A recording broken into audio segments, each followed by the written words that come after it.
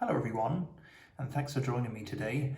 And today we'll be looking at this lovely shoe here. This is the Crockett & Jones Westbourne, and this one specifically in Chestnut Burnished Calf, which is a sort of medium lightish brown colour. To me, this is my favourite colour that this shoe comes in. I have a couple of other models of the same last and of the same brand, and I also have this this colour in some of those other shoes, which I'll be showing you in other videos. First of all, which is quite interesting, even though it's the same colour, there are some variations depending on the model. So, you know, this shoe here is very, very close to the finish it came in from the factory, which is, you know, I keep it very similar to the original colour. Which is unusual when I look online, because a lot of people really go crazy on these shoes, which you can. You know, you can give them an awful lot of character by playing around with creams and polishes and giving it a patina and, you know, loads and loads of character. I've not done that yet. Probably will in the future, but for now I haven't done that. Yeah, like I said, depending on I don't know, I guess the year or also the different leather types, this Chestnut Burnished Calf will come in slightly different shades. They're all, you know, fairly similar, but they are slightly different. So I don't know if that has anything to do with the tanning process, or, you know, I really don't know, but it's something that, you know, to keep in mind, and which I think is really good, because it just gives each shoe a slightly different character. This isn't supposed to be a standard review of this shoe, even though it might turn out that way. Far more, I'd like to give you my experience with it, because all these shoes that I will show you, I've had them for different periods of time, and this shoe here I've had for 3 years, and I'd like to give you an insight into those 3 years and how this shoe has been worn and how I enjoy it, or certain things I may not enjoy. So you, if you're thinking of buying this shoe, or maybe a similar shoe on the 348 last, or based on the 348 last, you'll know what to get and what to look out for, depending on the type of foot you have. Now, this shoe I bought, like I said, pretty much exactly 3 years ago. And when I got the shoe and I tried it on, I thought to myself, oh my God, this is insanely tight. It felt really, really tight. And I'm a 9.5 on all Crockett & Jones shoes, and depending on the last, you know, they can be more or less comfortable. Even my other 348 shoes that I have in this last by Crockett & Jones, they weren't quite as tight as this one for some strange reason, right? So I got this really, really tight. I thought, should I go up half a size? But the thing is, if I go up half a size to a size 10, the ball of my foot doesn't fit where it should fit right here. And I can tell that the shoe's off, the last is off, and it's not my correct size. So I could go wider, and I have a pair of shoes. I have the model Moncton, it's called, which is a single monk, which is the same last, but it's slightly wider. This here is the E last, so the very standard width. Now, the Moncton, which I'll also show you in another video, is slightly wider. It's more comfortable, but the aesthetics are off. The proportions are off, in my opinion. So if you want to go for proportions over comfort, then, you know, go with the E-last, the standard last, even if you do have a wide foot. Now, some people might say I'm crazy for saying that. I'll tell you what I mean. So this shoe arrived. When it arrived, it was really, really tight. What I did straight away was put in this shoe tree here, which is quite a, you know, it's quite a large cedarwood, hefty shoe tree, which did quite a bit of help in terms of breaking the shoe, because of the, you know, because it really started to stretch the leather.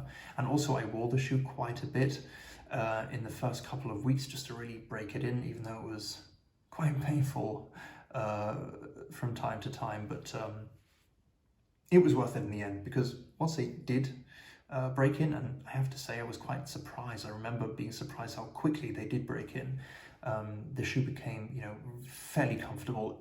I have to say, it's not a really comfortable shoe, even right now, just because of my wide foot. I wouldn't go hiking in them, but I do wear them to work. I drive to work, so I don't walk to work. I don't walk long distances in them. But even during the lunch break, if I go for a, half an hour's walk or something around the park, or maybe even a bit longer than that, it really, it's fine. I'll come home in the evening, I'll take the shoes off and my feet will not hurt. So it's, it's not an uncomfortable shoe, but like I said, I definitely have shoes that are more comfortable. I wouldn't wear it, go on a weekend trip away somewhere, let's put it that way. But again, for wearing it around the office, the shoes, definitely comfortable enough. Something, however, to keep your mind on, if you do have a wide foot, maybe the 3-4-8 last is not the right last for you.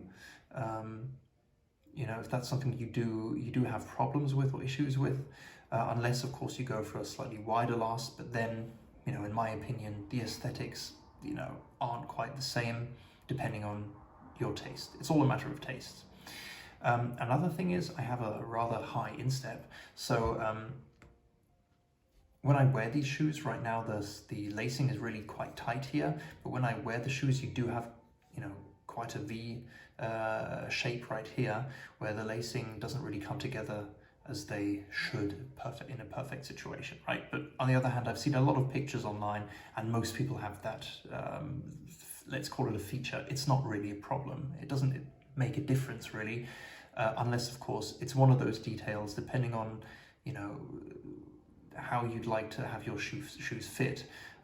If you're somebody who's really into details and you like a perfectly fitting shoe, then again, something to keep in mind, if you have a high instep, probably not the best last for you. I don't mind. To me, it's not a big deal. If I go for a bespoke shoe, of course, it would be different. I would expect that, but on a factory-made shoe, you can't have everything. So, or you may have everything if you're very lucky, but generally, there are certain things that that just aren't exactly perfect. Right. Other than that, I'll just give you a quick overview on this shoe. It's really a gorgeous last. It's also a very, very popular shoe, the Westbourne. And it comes in a number of different colors. It comes in this color, it comes in a black, it comes in a nice dark brown suede. And it even came in a blue, a dark blue. I think it was in 2016. I saw pictures, but they don't carry that model anymore, unfortunately. It looked really nice in my opinion. Right, now this is the sole of the shoe. Open stitching, Goodyear welted, of course. The shoe is in fairly good condition, even though you might not think so by looking at it, but you can always tell usually by just pressing down sort of in this area here. If this area of the sole feels quite soft, then you're pretty close to having to get those soles redone. But for me, I think I've got a couple of years left in this. Now, like I said, even after a couple of years, I don't wear these every day by any means. I wear these possibly about twice a month, and that's because I do wear a suit to work, but only about 3 days a week. And I don't wear one every day, and even if I do, I have a number of shoes that I rotate, so it does, it's so the shoes, they stay in good shape for longer, which is nice. Yeah, that's pretty much all I have to say for this shoe. I hope I could help you if you are considering buying the Westbourne or a shoe with this last. Things to keep in mind. Thanks a lot for listening and watching this video. I hope you liked it. If you did, give us a thumbs up. And if you're feeling really generous, give us a cheeky follow. See you soon.